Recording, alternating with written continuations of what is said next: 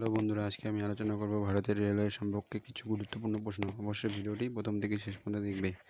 ভারতের প্রথম ট্রেন যাত্রা কবে শুরু হয়েছিল? 1853 সালে 16 এপ্রিল ভারতের প্রথম যাত্রীবাহী ট্রেনটি মুম্বাই বা বোম্বে টু থানে পর্যন্ত যাত্রা শুরু করে। ভারতের রেলওয়ে জনক কাকে বলা হয়? লর্ড ডালহৌসিকে।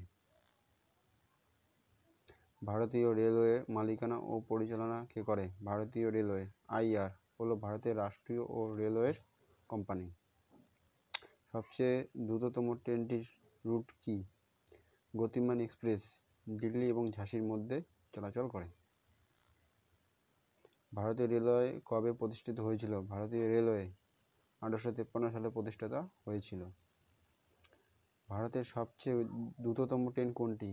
গতিমান এক্সপ্রেস ভারতের সবচেয়ে দ্রুততম ট্রেন, যা 60 কিমি/ঘন্টা পর্যন্ত গতিবেগে চলে।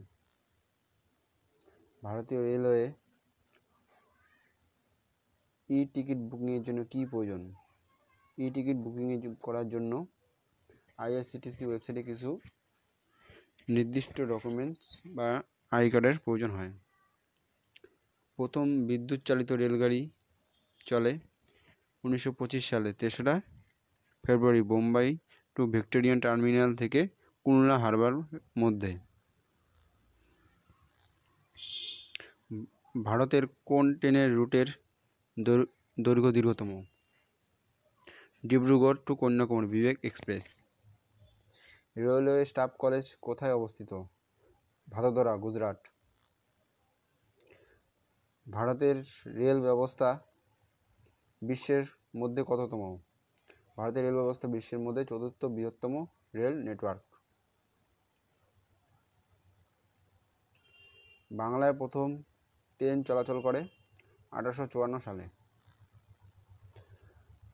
ভারতের দীর্ঘতম রেল স্টেশন কর্ণাটকের হাব্বালি জংশন অবস্থিত। এর প্ল্যাটফর্মে প্রায়